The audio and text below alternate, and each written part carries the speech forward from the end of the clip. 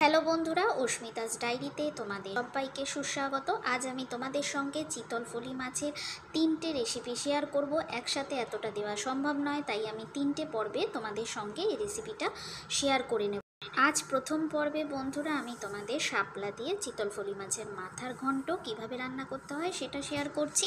তোমরা দেখেই নাও। প্রথমে মাছের মাথাগুলোকে ভাজা হয়ে গেছে, ওই তেলে জিরে ফোড়ন দিয়ে ধুয়ে কেটে রাখা শাপলাগুলোকে আমি দিয়ে দিয়েছি। ঝাল তোমরা যে যেভাবে স্বাদ অনুযায়ী খাও সেইভাবে কাঁচা লঙ্কা চিড়ে দিয়ে দেবে।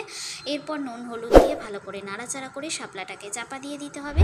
তারপর একটুখানি জল শুকিয়ে আসলে তার মধ্যে চিনি দিয়ে দিতে হবে স্বাদ অনুযায়ী, আর তার সঙ্গে ভেজে রাখা মাছের মাথাটাও দিয়ে ভালো করে নাড়াচাড়া করে নিতে হবে।